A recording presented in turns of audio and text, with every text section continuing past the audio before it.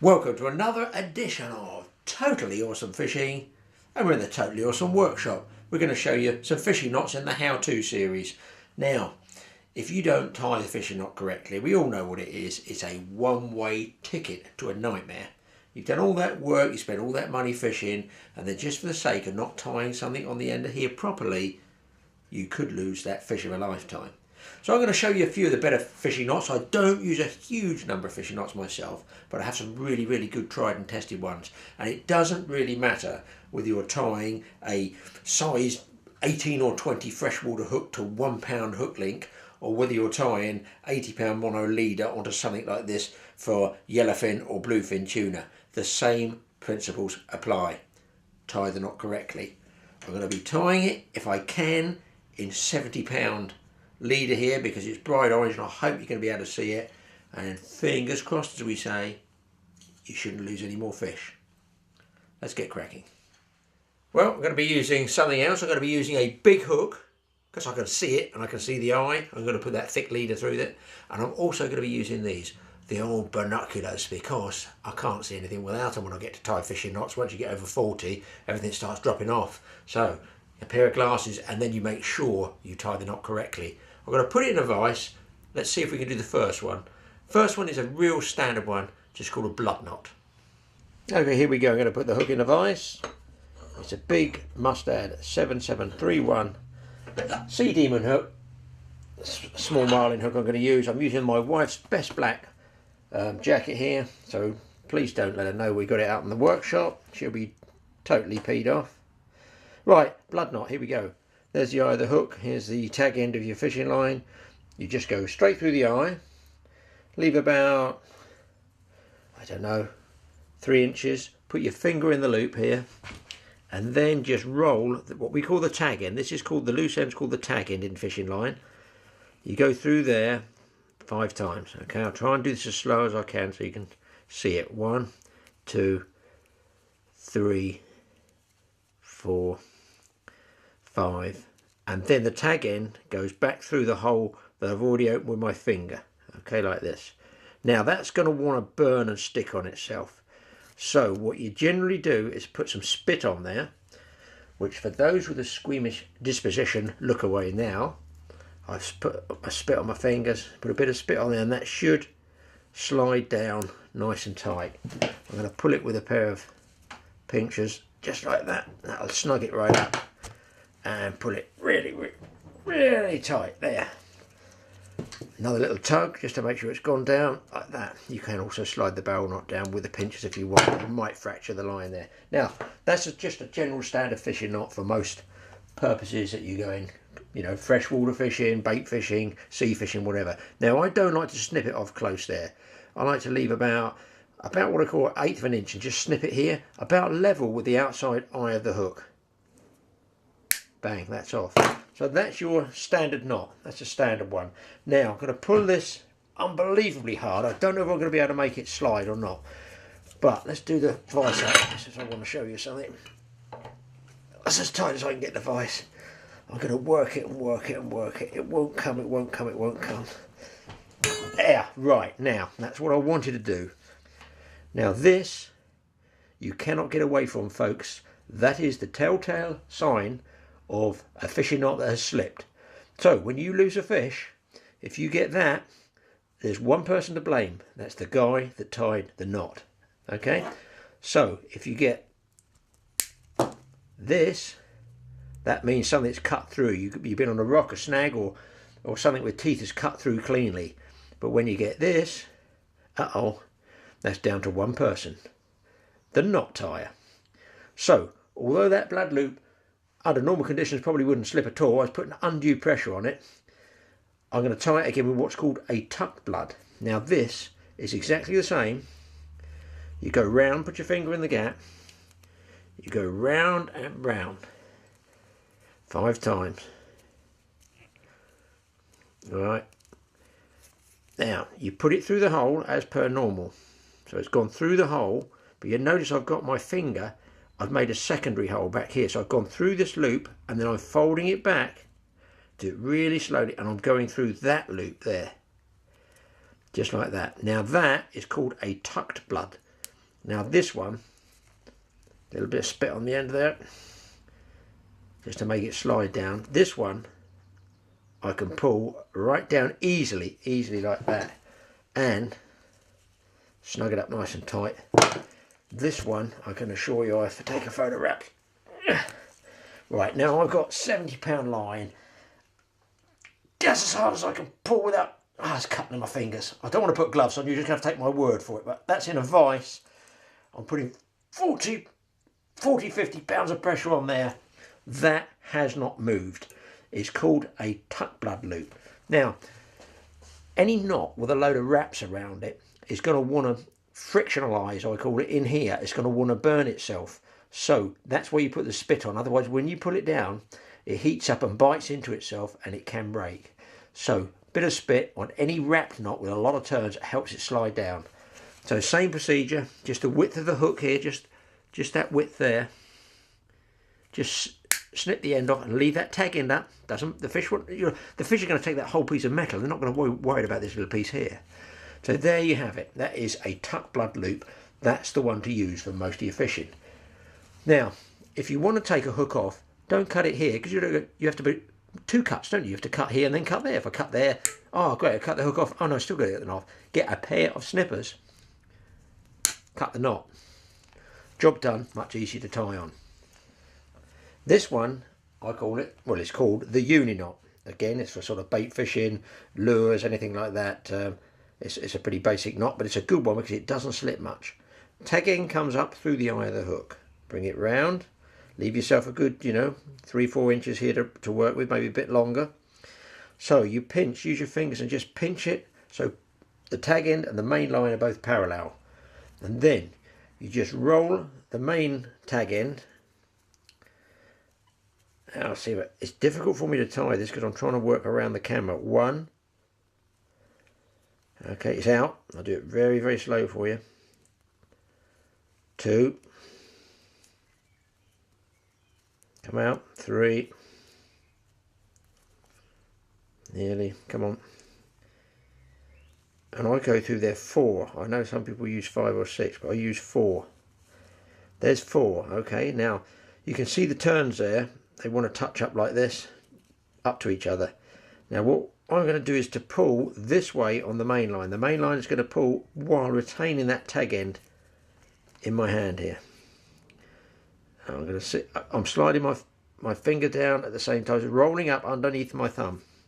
I can feel the knot rolling under my thumb, so it pinches up. And what it'll do, it'll be a sliding knot. As you can see, I'll pull it a bit closer for you.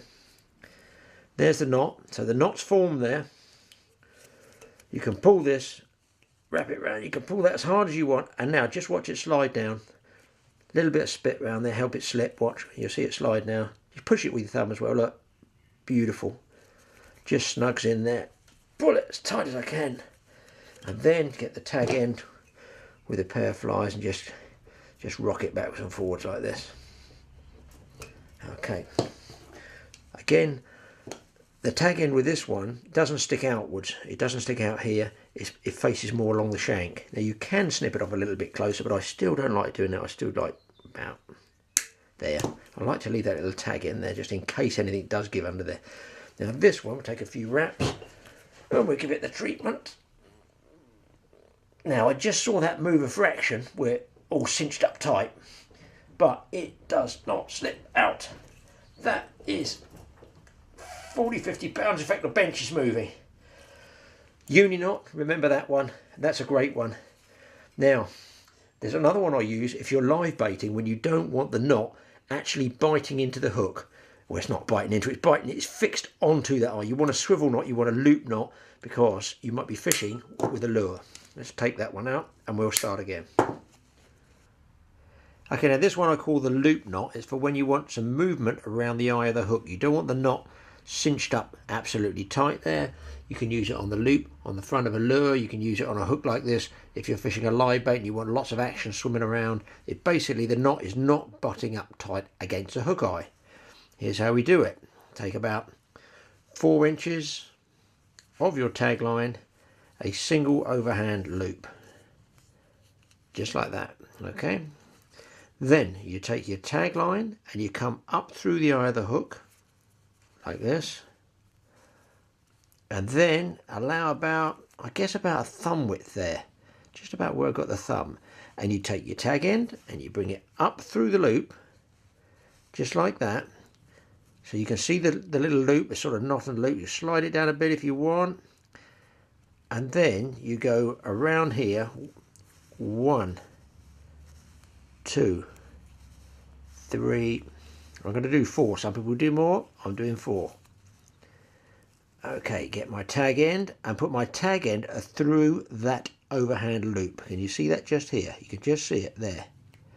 Now I'm going to tie this. It'll probably be a bit longer than I would use for fishing, but it just makes it easy to show you. Just start pulling it down.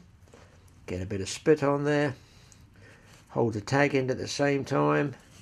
It'll start cinching down. Now I'm going to put pressure on here on the main line, and that pulls the knot down. Now because this is 70 pounds, not what I'd normally be using, I do use it for marlin though, I just rock it backwards and forwards, and we'll take a good old pull at this. Now let's take a wrap on this, and it's pulling it down tight. Okay, now when I've pulled it down tight, I still give it a good tug backwards like this, just to retighten it, rock it backwards and forwards a bit. Now there you can see is the loop, so that you can rotate, your lures can work properly, your live bait can swim around freely, and that is a really strong knot. Now you can snip the tag end off of this one. Now these, I would still leave it sticking out. As I say, they're going to eat the whole fish. It might be a 1 pound fish on the end of here that you're going to use if it's marlin, but you can use this live bait rig for anything at all. You can also melt that back with a life if you want. If you do, just put your nail or something there, so you just warm it and you'll see it start to shrink back down. So there's the loop knot, and plenty of movement on it, and it is very strong. I can't break it on that at all. Loop knot, use it for live baiting and lure fishing. Okay, next one I'm going to show you, I call it a snelled hook. That's S-N-E-L-L-E-D, snelled hook. You use them for mackerel feathers, making up your mackerel feathers, or a lot of people use them for bait fishing. Now I'm going to have a trouble tying this one. I have to lean right round the camera, coming from the other side. Let's start that again. So I'm going through the eye here, leave a good 4 or 5 inches, 6 inches. Then you're going to roll this loop back. I'll move my hand so you can see the loop. You've got a loop there. I'm going to just keep my finger there, and I'm going to roll the main tag line around the main line, butting it up from the eye, back of the, or the base of the eye of the hook. That's 2 turns, 3 turns, 4 turns. I'm only doing 5, but you can do more if you want. Some people like to use more. Then make sure that this loop's not twisted up. Put the tag end through that loop. Okay, now do not let it all go. I've got it there. I'll get my fingers out of the way. I've got pressure on the tag end, and I'm going to, a little bit of spit on everything, doesn't hurt, doesn't go adrift. I'm going to pull downwards on this one, and it should slide. You should start to see the loop slide out of my fingers. There you go. And it's going to watch, it's going to pull this tag end tight. It's different. Now what happens is it all slides and butts up against this. It's what we used to use on spade end hooks, and a spade end hook doesn't have an eye, it just has a flattened end to the end of your hook here, which is, you know, we use it for a lot for small fish fishing, but you can use it as well. And I'm going to take my other hand away, give it a good pull down, or a good few wraps. Now you can see this not really bed in, but get your pliers, work against that, backwards and forwards, backwards and forwards, backwards, while you're under pressure on that tag line. Let's give it the treatment, guys. Yeah, it's not moving. It's not moving, and it's not intended to move. Again, don't go down here, 1/8 of an inch, about there. Snip, job done. Now that's quite rigid. That's what I call a rigid knot. There'd be no movement around the eye with this. The pull when you strike comes straight down and is transmitted straight along that shaft in a straight line. Absolutely in a straight line there. If you had it tied through the eye, you can pull sideways, you know, whatever. It rotates around this rim of the eye. This one, it's located through the eye, but it doesn't roll around too much. It's pulled from further back, and that is a really strong knot. Okay, so I call it a snelled knot, and there is a variation on it. To get it off, to get that knot off, get a box cutter or Stanley knife, bing, just cut those knots off. Job done. We'll move on to the next one. Okay guys, now this is my absolute best knot. This is my absolute best knot. I use it all the time, more than any other knot. It's called the Albright Special, and it was designed by a Florida guiding captain, Jimmy Albright, for joining lines of different diameters. I have the 70 here in bright orange, and I have 50 in clear here. Now I use this for joining lines of the same diameter, and it still works. I use it all the time if you're joining lines together, adding leaders, that sort of thing. Here's the thick line. This one's a thick line here, the orange stuff. The orange stuff's a thick line. We're going to make a loop over, just like that. Just going to make that loop, pinch that together. Then I'm going to put through the leader, the trace, whatever you want to call it, the join, and I'm going to pinch it, just like this. This is the remaining section of the leader or line I want. This here, as you can see, is the tag end. I'm going to take the tag end around the all three lengths there. There's 3 lengths. 1, 2, 3, 4, 5, 6, 7, 8. We got 9. Okay, you're pinching everything, especially this left hand thumb. Look how I'm pinching the loops to stop them unraveling.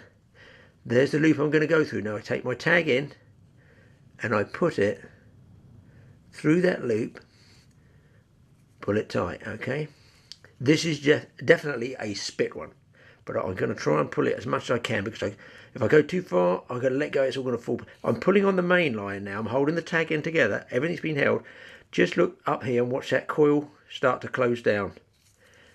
Okay, now you might be able to see it. I'm going to risk putting some spit on it. Huh? Hasn't fallen a bit. I'll put some spit on it for you. And I'm trying to do this all in one go. I'm easing it and easing it and easing. Now look what a beautiful knot that's making. You can gradually pull it down with your nail, but you'll get most of the tension.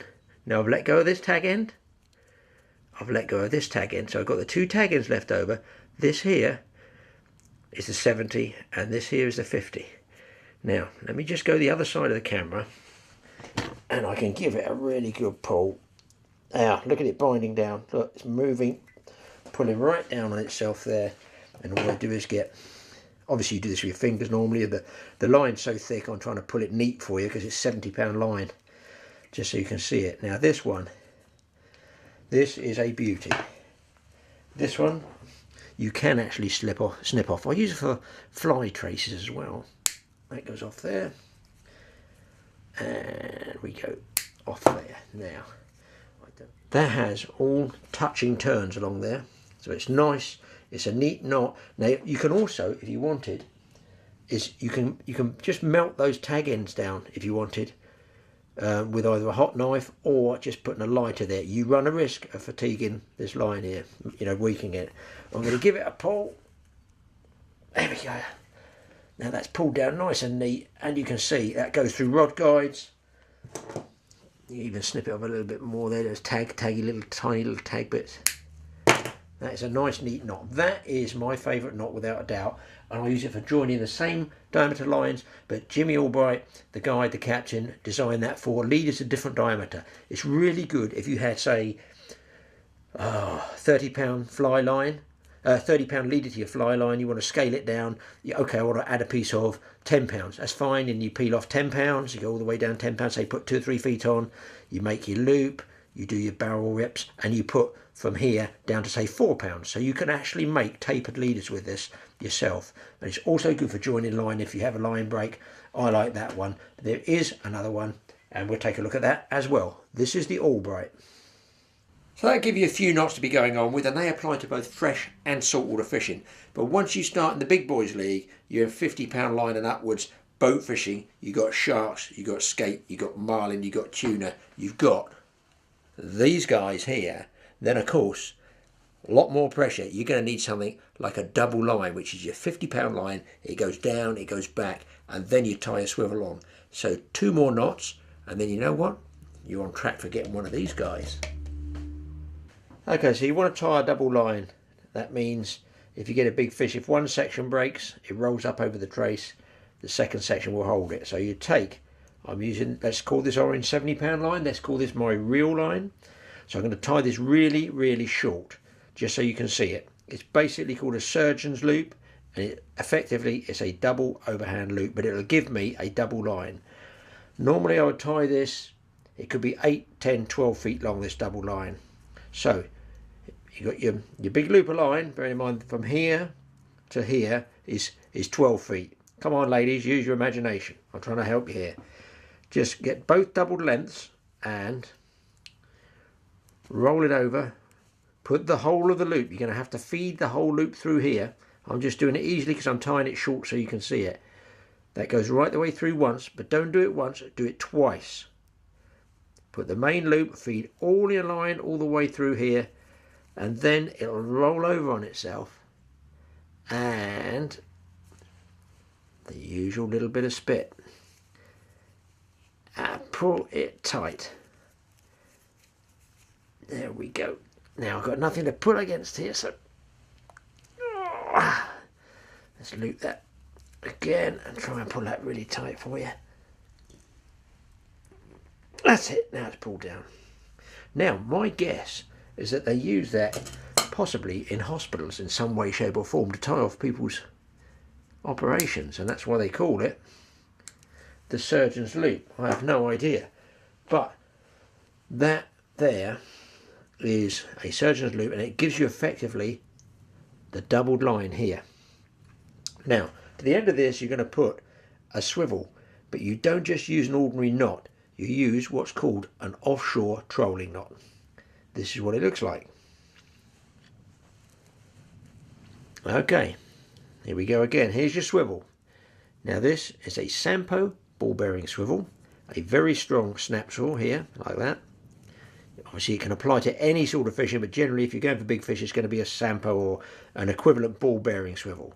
Now they have, because they're very good quality, if you can see that there, they have a weld mark there. So I put the weld on the inside of the actual casing there. So it's a nice smooth bit of metal on the outside. Right, now what you're going to do is you're going to take your knot from here. Imagine this is still 10, 12, 15 feet long. Pinch the line and you're going to pull that line so it's equidistant. It's coming down parallel till you get to the end loop here. Okay, so it's nice and neat. You haven't got one length longer than the other. And then you push the loop through like this. I might actually have to come around. Hold on a second, guys. I'm going to try and do this over this side. I don't know whether you're going to see this. So then, that's how it's laying, the swivel. You rotate it over, just turn it over like that, with one twist, and put the loop on the other side. You can see the double loop there?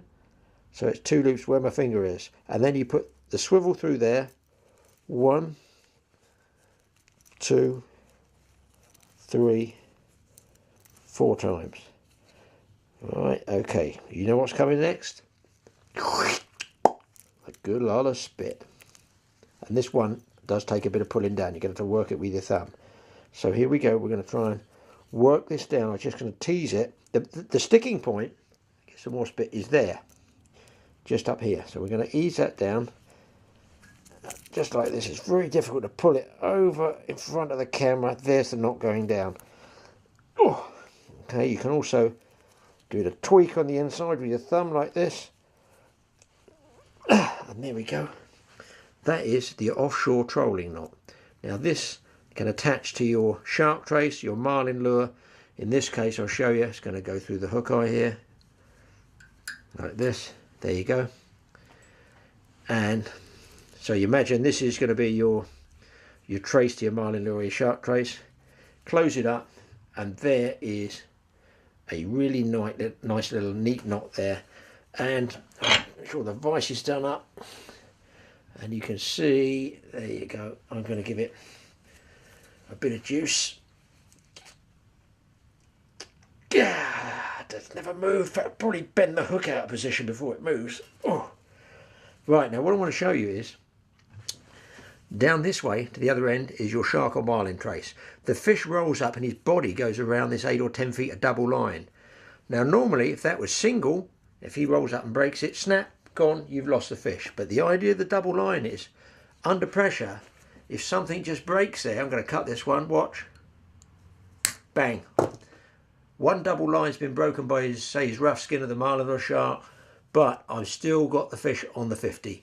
I've lost one, it's broken, I'm still on the second one. And do you know what? I've had 3 or 4 times when I've had big marlin roll up on a trace, they bust the yellow line, and I've still caught them because I've had the one single.